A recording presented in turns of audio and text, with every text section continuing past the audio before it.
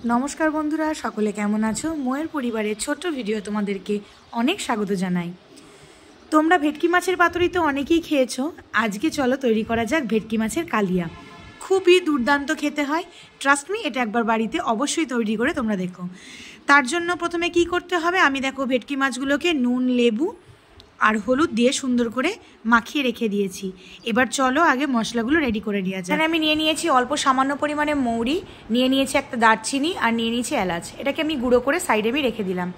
মাছগুলোকে আগে আমি সুন্দর করে ভেজে নিয়ে নিয়েছি লাল লাল করে। ভিডিও যাতে বেশি বড় না হয় তার জন্য আমি মাছ ভাজাগুলোকে আলাদা করে দেখাইনি। দিয়ে দিয়েছি আমি এখানে দুটো বড় পেঁয়াজ বাটা, দিয়ে দিয়েছি আদা রসুন বাটা, নুন হলুদ সমস্ত কিছু সুন্দর করে ভালো করে কষিয়ে নেওয়ার পর আমি এর মধ্যে দিয়ে দেব টক দই, দিয়ে দেব কাজু বাটা, দিয়ে দেব পোস্ত আর কাঁচা লঙ্কা। আর এর সাথে আমি আরও অ্যাড করে নেব জিরে গুঁড়ো, কাশ্মীরি লঙ্কার গুঁড়ো আর নুন আর হলুদ।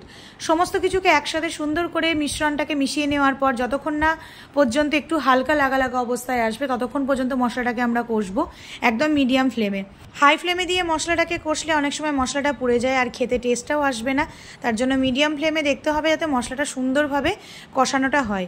মোটামুটি আমাদের কষানো প্রায় রেডি। এবার আর কি জল দিয়ে দেবো ওর মধ্যে। জল দিয়ে দিয়ে স্বাদ মতন চিনি, নুন, ধনেপাতা কুচি দিয়ে দিয়ে মাছগুলোকে ওর মধ্যে দিয়ে দেব। মাছগুলো মোটামুটি হালকা ফুটে উঠলে ওই আগে যে আমি মশলাটা তৈরি করে রেখে দিয়েছিলাম সেই মশলাটাও আমি ওর মধ্যে অ্যাড করে দেব।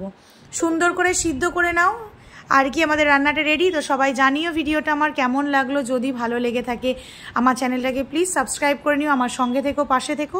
দেখা হচ্ছে আবারও কোনো ব্লগে এরকম সুন্দর সুন্দর রান্না নিয়ে। সকলকে জানাচ্ছি টাটা।